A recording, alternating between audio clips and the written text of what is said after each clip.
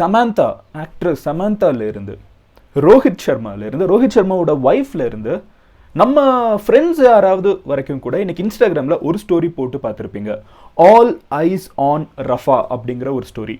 நம்ம ஊரில் ஜென்ரலாக உலகத்தில் எந்த பிரச்சனை நடந்தாலும் இன்ஃப்ளூயன்சர்ஸ்லாம் அதுக்கு பெருசாக குரல் கொடுக்க மாட்டாங்க. இன்ஃப்ளூயன்சர்ஸ்னு சொல்கிறப்ப இந்த கிரிக்கெட்டர்ஸ், ஆக்டர்ஸ், ஏன்னா அவங்க எல்லாருக்குமே நம்மளை இந்த ஒரு விஷயத்துக்கு சப்போர்ட் பண்ணோன்னா இதை வெறுக்கிறவங்க நம்மளை சப்போர்ட் பண்ணாமல் போயிடுவாங்க. சரி, எல்லா விஷயத்துக்குமே ரெண்டு சைடு இருக்கும்ல. ஸோ நம்மளுக்கு எல்லாருமே நம்மளை பிடிச்சிருக்கணுங்கிறதுக்காக ரிஸ்கியாக எந்த விஷயமே பேச மாட்டாங்க. ஆனால் அந்த மாதிரி செலிபிரிட்டிஸ் வரைக்குமே இன்னைக்கு வெளியே பேசுகிற ஒரு விஷயம் என்ன அப்படின்னு பார்த்தீங்கன்னா, ஆல் ஐஸ் ஆன் ரஃபா அப்படிங்கிற ஒரு விஷயம் தான். இந்த ரஃபா அப்படின்னு சொல்லப்படுறது காசால, அதாவது பலஸ்தீனில் இருக்கக்கூடிய ஒரு பர்டிகுலர் பகுதி.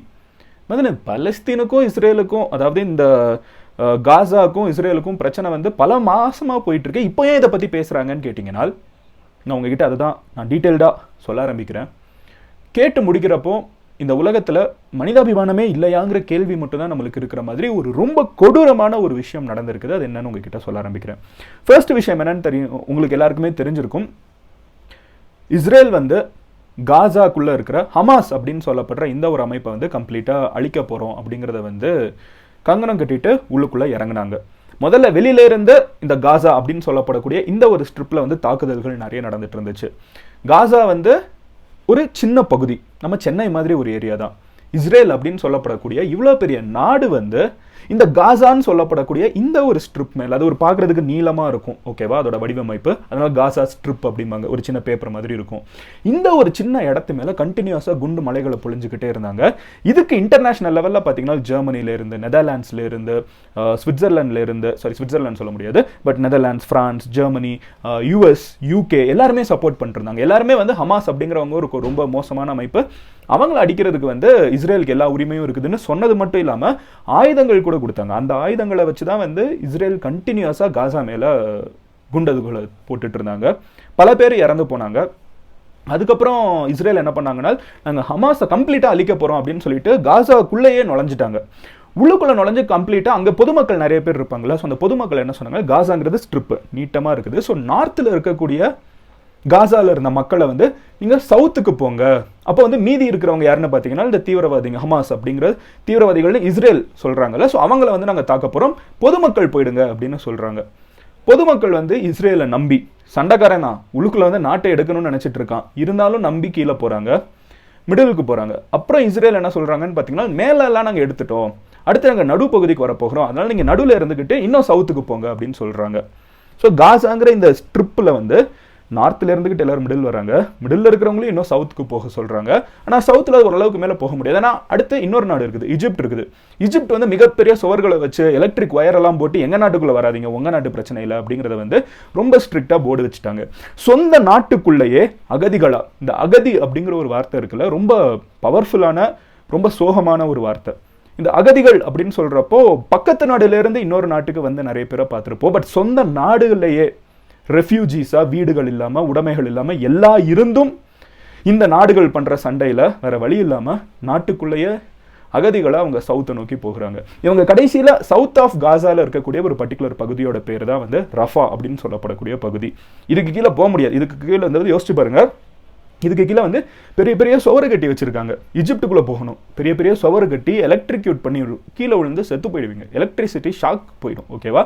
அதுக்கு கீழே போக முடியாது. அந்த கடைசி லேண்டாக அவங்க எதை வச்சுருக்காங்கன்னு பார்த்தீங்கன்னா ரஃபா அப்படின்னு சொல்லப்படக்கூடிய இந்த ஒரு நிலப்பரப்பில் இங்கே காசாக்குள்ளே இருக்கக்கூடிய பலஸ்தீனிய மக்கள் கடைசியில் வர போகிறதுக்கு வழி இல்லாமல் கடைசியில் அவங்க அங்கே போய் நிற்கிறாங்க. இதுக்கு நடுவில் இந்த இடத்துக்கு அடிக்கடி ஃபுட்டெல்லாம் போகணும் அப்படின்னு சொல்லிட்டு இன்டர்நேஷனல் லெவலில் பெரிய ப்ரெஷர் வர ஆரம்பிச்சிருச்சு. அங்கே இருக்கிற மக்களுக்கு சாப்பாடு கிடையாது, அங்கே இருக்கிற மக்களுக்கு தண்ணி போக விட மாட்டேங்கிறீங்க, எலக்ட்ரிசிட்டி கிடையாது. யோசிச்சு பாருங்கள், எலக்ட்ரிசிட்டி இல்லாமல் நம்மளால் 5 நிமிஷம் நிற்க இருக்க முடியறதில்ல. அவங்க எலக்ட்ரிசிட்டி இல்லாமல் கிட்டத்தட்ட 1 வருஷம் வாழ்ந்துட்டு இருக்காங்க. சாப்பாடு இல்லாமல் நம்மளால இருக்க முடியாது, அவங்க சாப்பாடு இல்லாமல் 1 வருஷம் வாழ்ந்துட்டு இருக்காங்க. ஏதோ மிச்சம் மீதி கையில் கிடைக்கிறத வச்சு வாழ்ந்துக்கிட்டு இதுதான் அவங்களோட வாழ்க்கை முறையாக இருக்குது. ஸோ இந்த மாதிரி இருக்கிறப்போ உங்களுக்கு சப்போர்ட் போகணும். உலகத்தில் எல்லாருக்கிட்டையும் இல்லாமலாம் இல்லை, எல்லாருக்கிட்டையும் சாப்பாடு இருக்குது, எல்லாருக்கிட்டையும் பணம் இருக்குது, எல்லாருக்கிட்டையும் உதவி செய்கிற மனம் இருக்குது. ஸோ ஓகே, உள்ளே போய் நாங்கள் ஹெல்ப் பண்ணுறோம். இந்த ரஃபாங்கிற கடைசி காசாவில் இருக்கக்கூடிய இந்த கடைசி பகுதியில் மக்கள் இருக்காங்க, நாங்கள் அவங்களுக்கு சப்போர்ட் ஃபுட்டெல்லாம் கொடுக்கணும்னு நினச்சிட்டு உள்ளுக்குள்ளே போகக்கூடிய ட்ரக் இருக்குது தெரியுமா, அந்த ட்ரக்கை வரைக்கும் இஸ்ரேலிய மக்கள், ஓகேவா, பொதுமக்கள் வரைக்குமே அந்த ட்ரக்கெல்லாம் கம்ப்ளீட்டாக சூறையாடி அதை கொட்டி அதை யூஸ் பண்ணுறதுக்கு அவங்ககிட்ட எல்லாமே இருக்குது.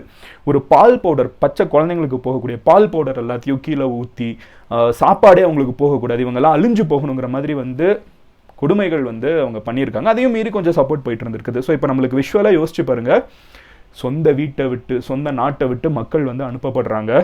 இந்த ஹமாஸ் அப்படிங்கிற ஒரு அமைப்பினரை அழிக்க போகிறோன்னு சொல்லிட்டு இன்னொரு நாட்டுக்காரன் வந்து அடிச்சிட்டு இருக்கான். அதுக்கு வந்து அமெரிக்கா மாதிரி வெஸ்டர்ன் கண்ட்ரிஸ் எல்லாருமே சப்போர்ட்டுக்கு நின்றுருக்காங்க. கடைசியில் இந்த ரஃபாங்கிற ஒரு பகுதியில், ஓகேவா, அந்த ஒரு பகுதியில் இருக்கிறப்போ அங்கே மக்கள் எப்படி வாழ்ந்துட்டு இருக்காங்கன்னு பார்த்தீங்கன்னா வீடெல்லாம் கிடையாது, ஓகேவா, எல்லாம் யாருமே அந்த ஊருக்காரங்க இல்லை, எல்லாம் பக்கத்து ஊர்லேருந்து வந்தவங்க.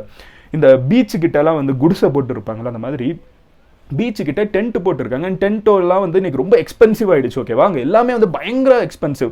செலவு பண்ணுறதுக்கு காசே இல்லைனா கூட அந்த பார்ட்டர் சிஸ்டம் போகிற நிலைமைக்கு மோசமான நிலைமையில இருக்காங்க.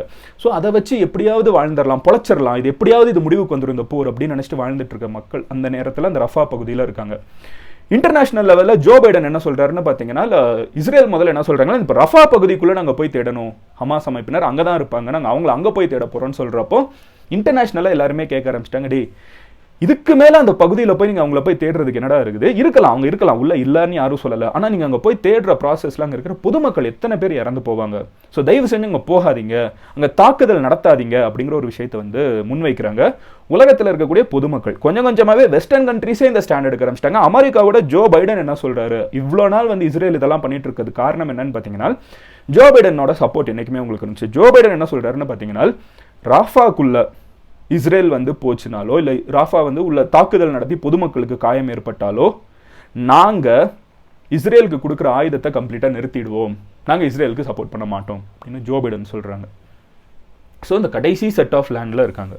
இந்த கடைசி செட் ஆஃப் லேண்டில் ஹமாஸ் அமைப்பினர் இருக்காங்களா அப்படின்னு கேட்டிங்கன்னா இஸ்ரேல் சொல்கிறது இருக்காங்க.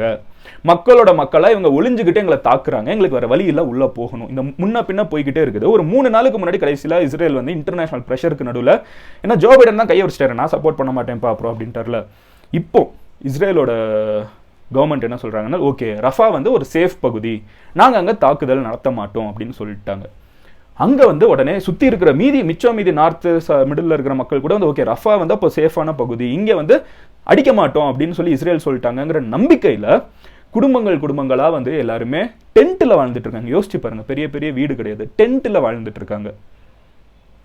அப்போ நியாயமாக இஸ்ரேல் என்ன பண்ணும், அந்த சொன்ன வாக்கை காப்பாற்றணும்ல. 2 நாளுக்கு முன்னாடி இஸ்ரேலுக்கு ஒரு இன்ஃபர்மேஷன் வருதுன்னு சொல்கிறாங்க.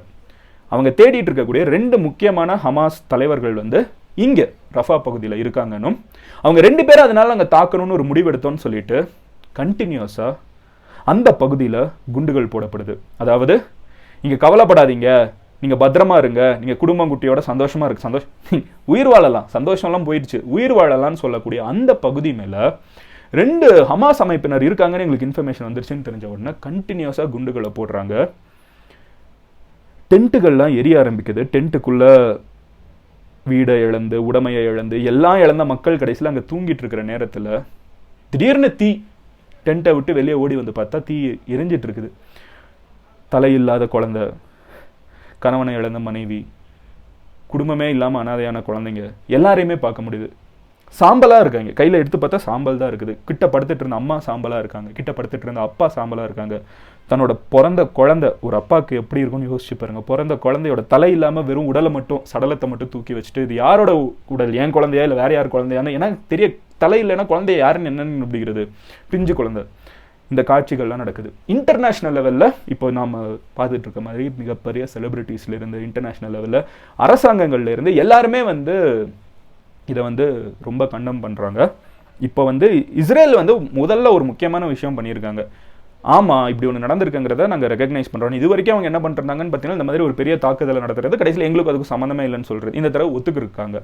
அண்ட் இதுக்கு நாங்கள் ஒரு இன்வெஸ்டிகேஷன் கமிட்டி வைப்போம், என்ன தப்பாயிடுச்சுங்கிறத நாங்கள் ஸ்டடி பண்ணி தெரிஞ்சு உலகத்துக்கு சொல்லுவோம், அதுக்கேற்ற மாதிரி ஒரு ஆக்ஷன் எடுப்போம். என்ன ஆக்ஷன் எடுக்க போகிறாங்க, இறந்தவங்களை யாராவது திருப்பி கொண்டு வந்துட முடியுமா, இல்லை மிஞ்சி போச்சுன்னா யாராவது ஒருத்தன் தப்பாக குண்டு போட்டான்னு சொல்லிட்டு இல்லை தப்பான டெசிஷன் எடுத்துறான்னு சொல்லிட்டு ஒருத்தனை சஸ்பெண்ட் பண்ணுவாங்க. அதுவும் அங்கே இறந்து போனவங்களோட உயிர் ஒன்றா. இது வரைக்கும் 35,000 பலஸ்தீனிய பொதுமக்கள் இறந்து போயிருக்காங்க. ஆர்மியில் இருந்தவங்க இல்லை, பெரிய ஹமாஸ் அமைப்பினரில் இருந்தவங்கள சாதாரண பொதுமக்கள். இங்கே என்னன்னா ஹமாஸ் அமைப்பினர் இருக்கான், அங்கே என்னன்னா இஸ்ரேலி இருக்கான், நீ இங்கே போங்கிறாங்க, இவங்க இந்த போங்கிறாங்க. இதுக்கு நடுவில் மாட்டிக்கிட்டு முழிச்சிட்டு இருக்கிற பலஸ்தீனிய பொதுமக்கள் இருக்காங்கல்ல, 35,000 பேர் இது வரைக்கும் இறந்து போயிருக்காங்க. ஹமாஸ் அமைப்பினர் இஸ்ரேல் மேலே தாக்குதல் நடத்தினாங்களான்னு கேட்டிங்கன்னா அங்கே நடத்தினாங்க. ஆனால் அதுக்கு பலஸ்தீனிய பொதுமக்கள் என்ன பண்ணுவாங்க? எத்தனை பேரோட உயிர் வந்து கணக்கே இல்லாமல் இந்த மாதிரி போயிட்டு இருக்கும். நேத்திக்கு ஒரு நாள் ராத்திரியில மட்டும் அந்த டென்ட்டுக்கு கீழே இறந்த குடும்பங்கள் வந்து 45 பேர்னு சொல்றாங்க. சாம்பலா எரிஞ்சு போயிருக்காங்க. இருக்கிறதே கொடுமையான மரணம் வந்து இந்த தீயை வச்சு எரிஞ்சு இறந்து போறது. அதுல என்ன பாவம் ஒரு பிஞ்சு குழந்தை இந்த உலகத்துல அந்த ஊர்ல பிறந்துச்சுங்கிறத தவிர என்ன தப்பு பண்ணிடுச்சு? இதெல்லாம் நடந்துட்டு இருக்கப்பதான் உலகம் ஃபுல்லா வந்து இதை எதிர்த்து பேச ஆரம்பிக்கிறாங்க. இதுல ஒரு தியரி வந்து இஸ்ரேல் சைட்ல இருந்து பரப்பப்படுது. அது என்னன்னு பாத்தீங்கன்னா, நாங்க அந்த 2 பேரை தான் தாக்கணும்னு நினைச்சோம். அவங்க கிட்ட இருக்கிற ஒரு பில்டிங்ல இருந்தாங்க, அது கிட்ட ஒரு டேங்க் இருந்துச்சு, அது எங்களுக்கு தெரியாது. நாங்க வந்து அந்த பில்டிங் மேலதான் அடிக்கணும்னு நினைச்சோம். அதுல இருந்து சில தீப்பொறிகள் கிட்ட இருக்கிற டேங்க்ல பட்டு அந்த டேங்க் வெடிச்சு கிட்ட இருக்கிற டென்ட் எல்லாம் எரிஞ்சு போயிருக்கலாம்னு சொல்றாங்க. அந்த டென்ட் எரிஞ்சிட்டு இருக்கப்போ எந்த வீடியோவுமே நான் உங்ககிட்ட காமிக்க வேணாங்கிறதுல ரொம்ப தெளிவா இருக்கு. எந்த போட்டோ நீங்க பார்க்க வேணான்னு.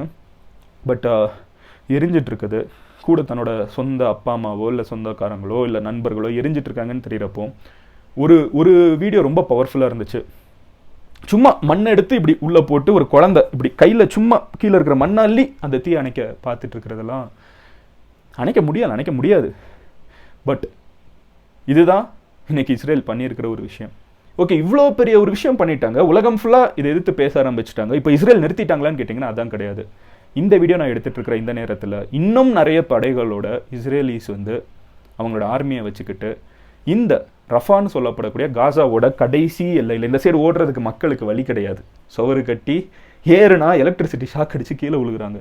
அப்போ ஆப்போசிட்லேருந்து வரவே நிற்கணும்ல, இன்னும் முன்னாடி வந்துக்கிட்டே இருக்கான். இன்டர்நேஷனல் லெவலில் எல்லாரும் பேசிகிட்டு இருக்காங்க, இருந்தாலும் முன்னாடி வந்துட்டு இருக்கான். நெத்தன்யாஹூ எங்களுக்கு இது தவிர வேறு வழி இல்லை, எங்களுக்கு ஒரே வழி வந்து இந்த போரை முடிக்கிறதுக்கு, நாங்கள் அதுக்குள்ளே இறங்கணும் அப்படிங்கிறத வந்து ரொம்ப உரிமை பேசிகிட்டு இருக்காரு. இந்த மொத்த போரை வந்து நான் கொஞ்சம் நல்லா க்ளோஸாக ஃபாலோ பண்ணி நம்ம ஸ்குவாட் எல்லாருமே தெரியும். நான் ரொம்ப நாளாக இதுக்கு வீடியோ மேக் பண்ணிட்டு இருந்திருக்கேன், நீங்களும் பார்த்துருக்கீங்க. அப்போ நான் ஸ்டார்டிங்லேயே ஒரு வீடியோவில் சொல்லுவேன், இவங்க உள்ளுக்குள்ளே இறங்குறதுக்கு முன்னாடி ரொம்ப நாள் முன்ன பின்னாடி தள்ளி போட்டுட்டு இருந்தாங்கல்ல. அப்போ வந்து நெத்தன்யாஹூ ஒரு விஷயம் சொன்னார், நாங்கள் உள்ளே இறங்கிட்டோம்னால் நாங்கள் வந்து ஹமாஸில் இருக்கிற கடைசி ஆள் வரைக்கும் நாங்கள் கம்ப்ளீட்டாக எடுத்துகிட்டு தான் வெளியே வருவோன்னு. அதுக்கு எவ்வளோ பெரிய விலைனாலும் நாங்கள் கொடுப்போம். நாங்கள் அதுக்கு விலை இஸ்ரேல் கொடுக்கலாம், சாதாரண பலஸ்தீனிய மக்கள் ஏன் கொடுக்கணும்? அந்த கேள்வியோட உங்ககிட்ட நான் முன்வைக்கிறேன். இதுக்கெல்லாம் முடிவு எப்போ வரும்? நீங்கள் வந்து இதை லாஜிக்கலாக நம்ம வந்து அப்ரோச் பண்ணோனால், இந்த இமோஷன்ஸ் எல்லாம் தள்ளி வச்சுட்டு இதை பார்த்தோனால், இவனும் மனுஷன். இவங்க கும்பிடுற சாமியிலேருந்து 2 பேருக்கும் டிஃப்ரென்ஸ் ஆஃப் ஒப்பீனியன் இருக்குது. இவங்களோட கலாச்சாரம் அதுக்கேற்ற மாதிரி மாறுது, இவங்க பேசுகிற மொழி அதுக்கேற்ற மாதிரி மாறுது.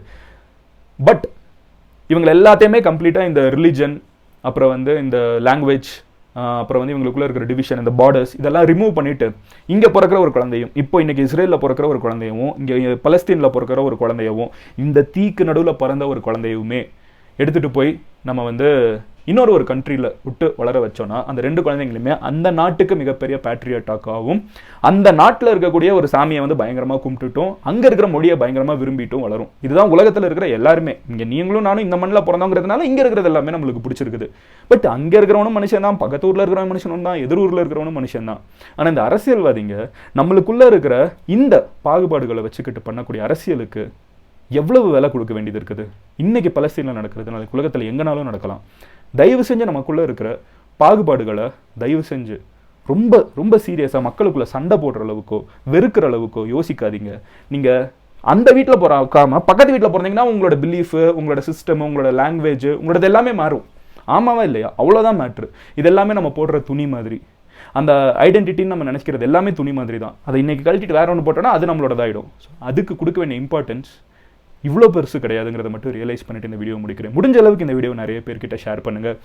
நம்ம இங்கே பேசுறதுனால ரஃபால வந்து ஒரு சேஞ்ச் வந்துருமான்னு கேட்டிங்கன்னா, உலகத்தில் இருக்கிற மக்கள் எல்லாருமே ஒரு விஷயத்தை ஒன்றா சேர்ந்து எதிர்க்கிறப்போ அது சின்ன லெவலில் இருக்கக்கூடிய ஒரு ஸ்டோரி நீங்கள் போடுறதுலேருந்து, இல்லை வாட்ஸ்அப்பில் போடக்கூடிய ஒரு மெசேஜ்லேருந்து யாருக்கும் இந்த வீடியோவை ஷேர் பண்ணுற ஒரு விஷயமா இருக்கட்டும், இங்கே இருக்கிற ஒரு நம்பரையுமே இந்த வீடியோ எவ்வளோ வியூஸ் போகுதுங்கிறத வரைக்கும் வந்து இஸ்ரேலில் இருக்கக்கூடிய இந்த அமைப்பினர்லாம் இருப்பாங்க, இன்டெலிஜென்ஸ், இந்த வீடியோனா எக்ஸாக்டாக இந்த வீடியோ கிடையாது, பட் ஓவராலாகவே இந்த மாதிரி உலகத்தில் எல்லாரும் எப்படி பேசிட்டு இருக்காங்கிறத ஃபாலோ பண்ணிட்டு தான் இருப்பாங்க. இன்டெலிஜென்ஸ் எல்லா கண்ட்ரிலையும் இந்த மாதிரி தான் ஸ்டடி பண்ணிட்டு இருக்காங்க. அதுக்கு நம்ம எந்த விதத்திலும் குறைஞ்சவங்க இல்லை. தமிழ்நாட்டிலும் இதை எதிர்த்து பேசுவோம், இர்ரெஸ்பெக்டிவ் ஆஃப் அவர் கிளாத். இந்த அடையாளங்களை தாண்டி மனித இனமாக பாதுகாக்கப்படணுங்கிறத சொல்லிட்டு இந்த வீடியோவை நான் முடிச்சுக்கிறேன். பாய்.